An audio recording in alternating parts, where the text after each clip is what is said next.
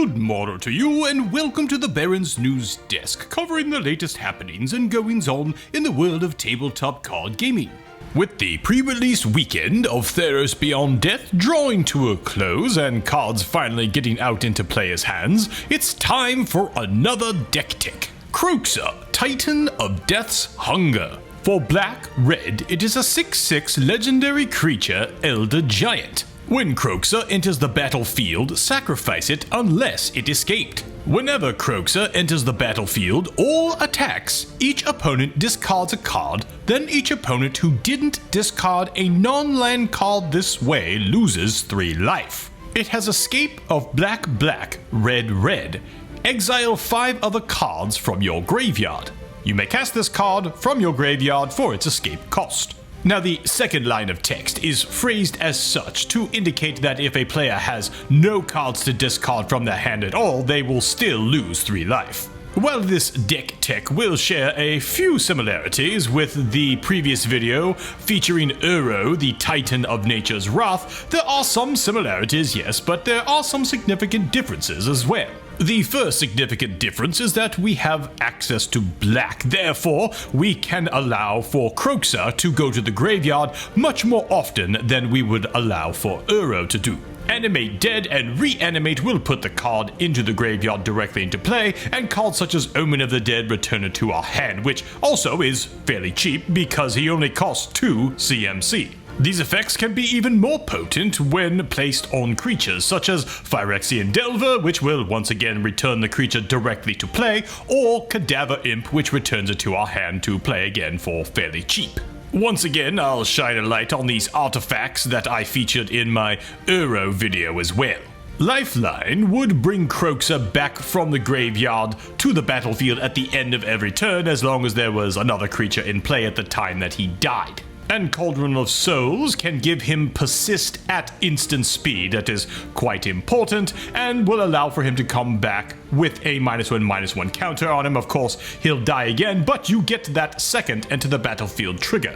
Now, if Kroxa is going to be dying many times over, allow for us to find some ways to make his death a bit more meaningful. With Eshnod's Altar, we can sacrifice him at instant speed for 2 generic and put that back into paying for his command attacks to play him subsequent times. Attrition would allow for us to sacrifice him and destroy a target non-black creature.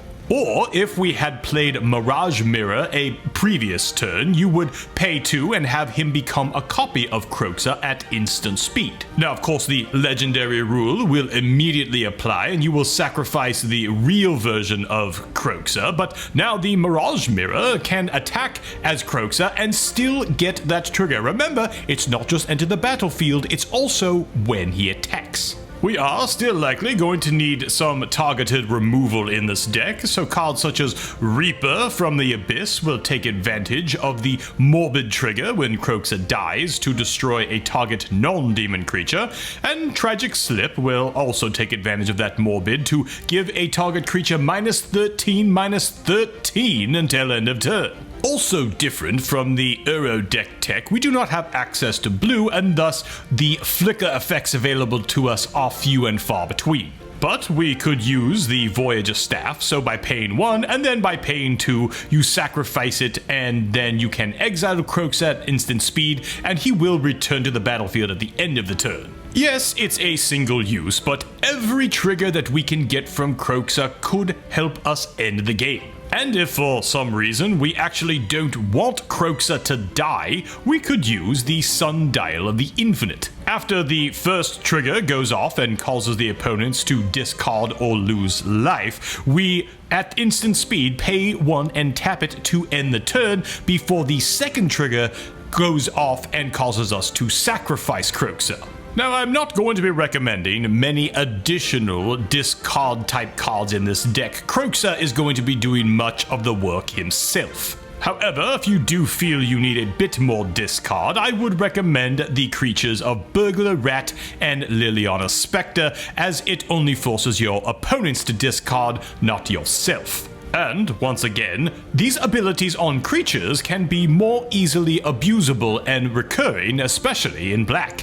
And now that our opponents have very few, if any, cards in their hand, we need a few more ways to bleed their life totals dry. Cards such as Shrieking Affliction, Lava-Born Muse, and Davriel, Rogue Shadow Mage, will damage each of our opponents on their upkeeps for having fewer than a certain number of cards in their hand. I rarely recommend Planeswalkers for the Commander format, but Davriel is invaluable in this situation, especially since he actually has the ability to force our opponents to discard himself. In some cases, we still might need some more firepower, and if our opponents' graveyards are going to be rather hefty, then why not include the Sepulchral Primordial to steal creatures from each of our opponents' graveyards. And in the case of a board wipe, Balthor the Defiled will be able to return all of those creatures that were causing our opponents to discard and dealing them damage, all in one fell swoop. For even more reanimating goodness, Wake the Dead will allow for us to return many creatures from our graveyard at instant speed. And while it is becoming admittedly rather expensive, if you do have a copy of Rise of the Dark Realms, I do believe this would be an auto-include and could potentially end the game at the time of casting. If you test out the deck and find you're still not causing your opponents to lose enough life, then consider adding Wound Reflection. Causing your opponents to lose double the amount of life per turn should definitely do the trick. I would offer a word of warning before you start thinking about purchasing cards for a Kroxa Titan of Death's Hunger Commander deck. Two of the biggest feel-bad mechanics for your opponents in the Commander format are discard and land destruction. It's certainly not going to take very long for Kroxa to earn a rather dastardly reputation. You could very well see yourself be the target of your three opponents' ire from the start of the game. And what are your thoughts, commoners? Are there any cards that you would include in a Kroxa Commander deck that were not mentioned here? Be sure to like and subscribe, and view many of my entertaining and informative videos here on Aristocards. Until next time, cheers!